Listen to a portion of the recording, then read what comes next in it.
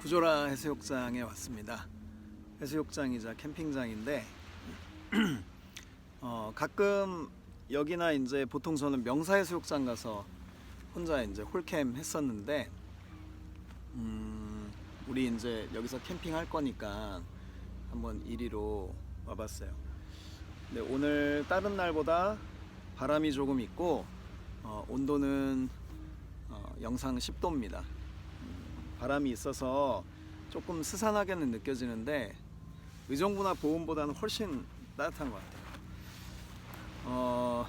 제가 이거 영상 왜 찍냐면 이제 거제도 와가지고 홀캠을 뭐 2주에 한 번 이렇게 했었는데 캠핑을 하면서 또 느껴지는 것들이 있잖아요. 좋고 즐겁고 이제 재밌고 뿐만 아니라 이제 또 어떨 때는 뭐 외롭기도 하고 그 안에서 느껴지는 묵상들도 있고 근데 그냥 그렇게 캠핑을 느끼는 것도 있는데 우리가 캐나다에 가서도 여러 번 같이 캠핑 해봤지만 내가 살던 터전을 떠나서 최소한의 자기 삶의 거처를 만들어 가지고 살아보는 거지 않습니까? 근데 이거를 누군가가 어느 정도 다 하는 가운데 그냥 거기에 가가지고 같이 하는 것과 물론 그것도 이제 나름 의미도 있고 또 본래 자기가 살던 삶보다는 훨씬 더 열악해지기 때문에 거기서 느껴지는 것도 있지만 직접 내가 살 집을 지어보고 또 밥을 만들어보고 또 거기에 누워서 잠을 자보기도 해보고 그러면서 모든 자연을 다 한번 느껴보고 하면서 되는 말로 다 표현할 수 없는 근데 또 우리는 거기에 말씀과 영적인 것을 아니까 그게 단순히 육적인 어떤 것들뿐만 아니라 감성적인 그런 느낌뿐만 아니라 영적인 깨달음들이 많이 있는 것 같아요. 그래서 저는 사실 다이빙도 그렇지만 캠핑을 내가 할 수 있냐 없냐 이거보다 저한테 중요한 가치가 되는 것이 함께 할 수 있느냐 없느냐 다른 사람들도 나하고 똑같이 할 수 있냐 없냐가 저한테는 좀 중요한 부분인 것 같아요. 그래서 최소한 내가 하는 만큼은 다 누구나 다 했으면 좋겠고 제가 그 캐나다나 우리 교회에서 몇 번 캠핑할 때 느꼈던 느낌들이 있었어요. 어떤 느낌이냐면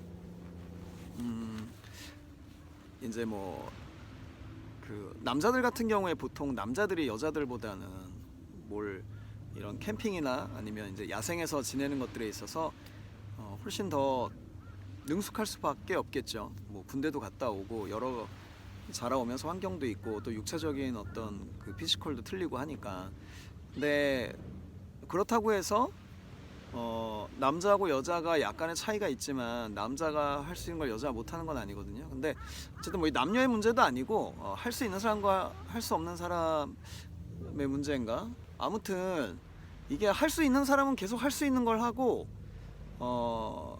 나머지는 잘한다 하는 것 정도에서 끝나는 것이 좀 마음에 계속 불편함으로 남았어요. 왜 불편함이냐면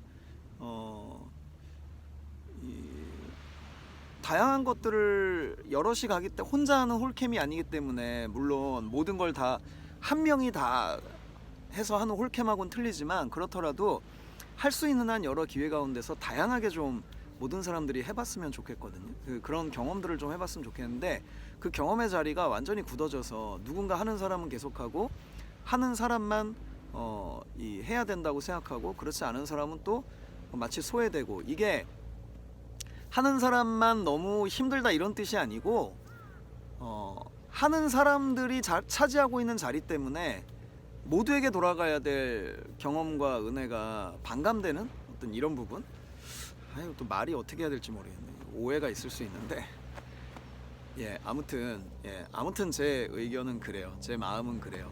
그래서 이번에 이제 와서 하는데 제가 아무리 생각해도 시간이 너무 짧더라고요. 와서 여러분 이제 오키나와 가기 전에 여기서 할 때 시간이 너무 짧더라고요. 2박 3일이지만 오는 시간과 가는 날 빼고 나면 시간이 짧아서 그날 당일에 얼마나 많이 경험해 볼 수 있을까 싶은 생각이 들어서 어느 정도 영상을 찍어서 여러분들이 좀 직접 해봐야 되는 부분에 익숙하게 이미지라도 좀 남겨야겠다 싶은 마음이 들었어요. 처음에 이제 홀캠 하기 전에 저도 이제 여러 영상들 보면서 이제 이미지를 좀 이미지화하는 시간을 가졌었거든요.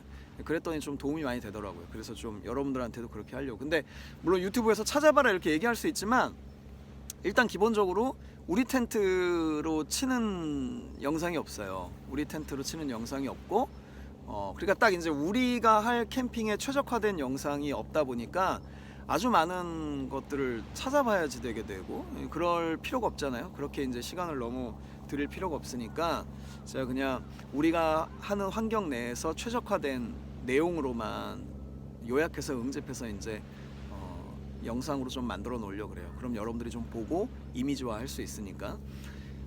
캐나다 사실 우리가 캐나다에서 캠핑을 계속 했지만 한 번도 제대로 텐트 살 집 환경을 만들어 본 적은 없어요. 왜냐하면 캐나다는 숲에 둘러싸여 있어서 기본적으로 방호벽이 숲으로 방호벽이 쳐져 있기 때문에 바람도 안 불죠. 비가 와도 사실 이 바닥이 전부 다 숲이기 때문에 금방 땅으로 물기들이 다 흡수되기 때문에 한 번도 물이 올라오는 습이 올라오는 것도 경험하지 않았었고 환경이 굉장히 좋았던 거죠. 근데 오키나와 좀 틀리더라고요. 오키나와는 일단 12월에 가보신 분도 알겠지만 날씨가 진짜 변화무쌍해요. 섬이라서 바람이 굉장히 많이 불고 바람이 불기 때문에 팩다운을 안 할 수가 없어요. 우리 한 번도 캐나다 가서 팩다운 해본 적 없거든요. 이 팩 박는 거 해본 적이 없거든요. 플라이 제대로 쳐본 적이 없어요. 근데 여기서는 플라이 제대로 잡아매지 않고 팩다운을 제대로 하지 않으면은 뭐 잠자기 힘들 정도로 바람이 많이 부는 때가 많을 거예요. 그리고 비도 왔다가 그쳤다가 매일 하루에도 몇 번씩 반복하고 그래서 추웠다가 따뜻했다가도 굉장히 반복하고 여러 가지 환경적으로 좀 캐나다하고는 틀린 게 있어서 좀 더 열악한 부분이 있어서 이제 텐트 지어 놓을 때도 제대로 지어 놔야 되고 타프 없이 생활할 수 없을 것 같아요. 뭐 기본적으로 우리가 식사를 하고 뭘 지내려면은 타프 없이 생활할 수 없을 것 같아서 타프도 반드시 쳐야지 될 것 같고 아무튼 이런 환경적인 요인 때문에 텐트하고 타프를 제대로 그냥 바람이 어떻게 불어도 넘어지지 않는 텐트하고 타프를 제대로 치는 거를 한번 영상으로 한번 보여드릴게요. 영상으로 한번 익힌 다음에 나중에 같이 와서 한번 해보도록 합시다. 근데 경치가 너무 좋아요. 지금 한 오후 3시 조금 넘었는데 노을이 진짜 엄청 예쁘게 질 것 같네요. 텐트를 칠 때 이제 중요한 게 방향을 잡는 거잖아요. 바다 쪽을 보고서 필지 아니면 뒤쪽을 보고 필지 방향을 잡아야지 되는데 방향 잡으려면 앞뒤를 알아야 되는데 그 앞뒤를 알 때 앞을 알 수 있는 방법은 이 로고입니다. 로고 있는 쪽이 입구 쪽이라고 생각하시면 돼요. 입구 쪽을 어느 방향으로 칠지 결정하고 그걸 먼저 쫙 펼쳐 놓습니다. 저는 이렇게 치고 이쪽을 입구로 해서 가운데다가 타프를 치고 또 우리 작은 텐트 하나를 더 치려고 하니까 작은 텐트 저쪽에 쳐서 완전히 비가 와도 서로 이렇게 연결될 수 있게 그리고 가운데서 밥을 먹을 수 있게 이렇게 한번 쳐보도록 할게요. 자, 이렇게 쭉 펴놔야 되는데 보니까 우리가 캐나다에서 뭐 이것저것 줄을 많이 매놨어요. 저런 줄들은 다 그냥 빼놔야지 됩니다. 필요가 없어요. 보시는 것처럼 이너 텐트 폴대는 이 텐트 안에 폴대는 총 4개로 구성되어 있는데요. 가운데 제가 모아놓은 길이도 같고 보시면은 저 순서도 다 똑같이 일치하는 것들이 이너 텐트에 크로스로 들어가고 그 다음에 여기 길이가 짧은 것이 이너 텐트 앞쪽 입구에 쳐져서 좀 더 입구에서 왔다 갔다 통행하기 좋게 만들어주는 그런 역할을 하는 폴대고요.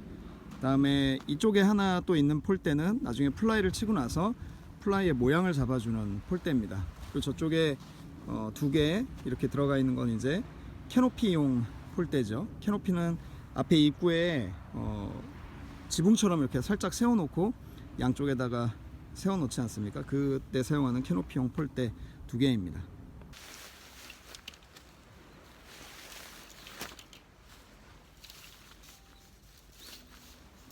이렇게 해서 어느 정도 대등한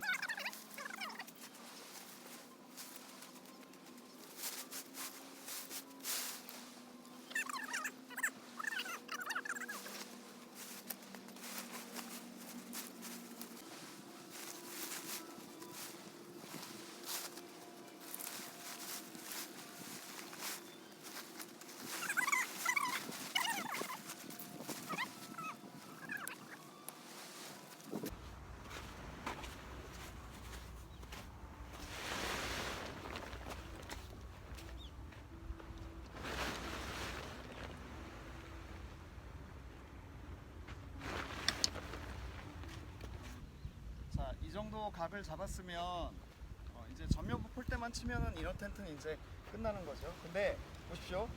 바람이 불잖아요. 바람이 부니까 무너지잖아요. 그래서 지금 이렇게 바람이 많이 부는 게 아니거든요. 제 머리카락 보시면 아시겠지만 엄청 많이 부는 게 아니에요. 그런데도 불구하고 텐트가 이 정도, 원래 이 정도 폴대 세우면은 캐나다 이런 데에서는 그냥 자립이 됐었거든요. 근데 지금 바람이 좀 불면은 이렇게 자립이 무너져요. 그래서 처음에 칠 때부터 내 귀퉁이에 팩다운을 해놓고 나서 치는 게 좋습니다. 저도 이제 지금 팩다운을 다 해놓고 나서 이어서 한번 앞에 그 폴대까지 다 쳐보도록 할게요. 끼워보도록 할게요. 우리가 원래 캐나다에서 계속 쓰던 팩들이 이런 팩인데, 이런 팩은 사실 쓸 수가 없는 팩이더라고요. 이건 사실 버려야 됩니다. 이런 망치, 플라스틱 망치도 쓸 수가 없는 망치, 이것도 버려야 되고, 고무 망치로 된 게 있는데 그 고무 망치도 바닷가나 이런 데서는 쓸모가 있지만 산이나 이런 데서 쓸 때에는 큰 의미가 없어요. 그래서 이 강철 팩을 샀습니다. 강철 팩 하나에 1,000원. 다이소니까 이게 1,000원이에요. 비싼 데는 뭐 10,000원, 15,000원, 팩 하나에 15,000원, 20,000원 이렇게 하는 것도 많은데 성능 차이가 크게 없어요. 다이소에서는 이게 1,000원입니다.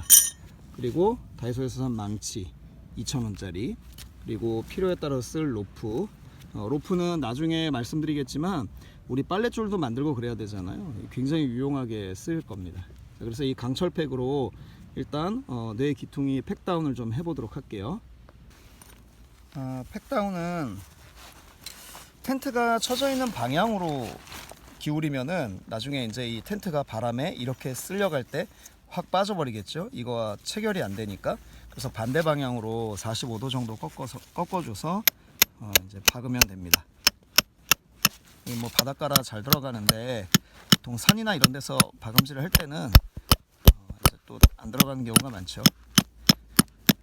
보통 밤에 이제 시야가 안 보일 때 사람들 지나다니다 걸려 넘어지잖아요. 텐트 줄에 걸려 넘어지는 것보다 이 팩이 꽉 안 박혀가지고 팩에 걸려 넘어질 때 더 크게 다치고 더 사고가 많이 일어나요. 그래서 완전히 쑥 들어가게 박아주는 게 좋습니다. 자, 이런 식으로 네 군데 다.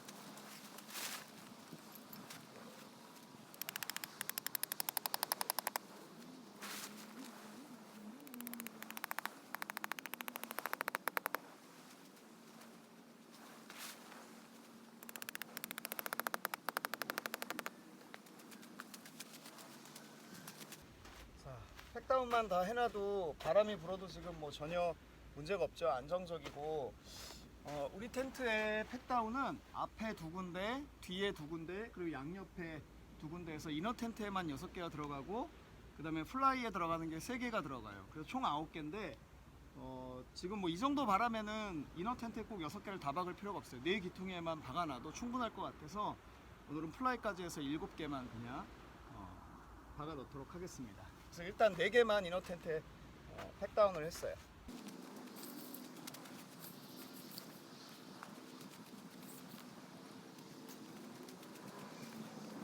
자, 플라이까지 다 덮은 상태입니다. 자꾸 배터리가 나가가지고 차에서 조금 충전하다가 또 하고 충전하다 또 하고 하니까는 이게 연이어서 연속으로 찍을 수가 없네요. 자, 어쨌든 플라이까지 덮었는데, 플라이까지 덮고 보통 이렇게 이제 고리가 있어서 고리를 여기 팩다운 한 곳에 체결하기만 하면 그래도 어느 정도 플라이도 그냥 모양을 갖추고 있고 덮여 있죠. 그래서 어느 때는 우리가 플라이에도 잘 팩다운 안 하고 그냥 이렇게 덮어 놓고 쓰기만 하기도 했어요. 바람이 없는 날은 이렇게만 해놔도 충분합니다. 그래서 6곳에 돌아가면서 6곳에 이제 고리를 걸어 놓으면 플라이가 이렇게 덮여 있지만 이걸로는 생활하기가 쉽지 않고 또 바람이 불면 그렇기 때문에 이 안에 이제 골격을 넣어야 되죠. 여기 한번 들춰보면, 여기를 이렇게 들춰보면 여기에 이렇게 뼈대를 넣을 수 있는, 폴대를 넣을 수 있는 길이 있어요. 요 폴대를 끼워서 이제 뼈대를 만들면 좀 더 모양을 갖추겠죠. 배터리가 없어서 일단 낀 다음에 보여드릴게요.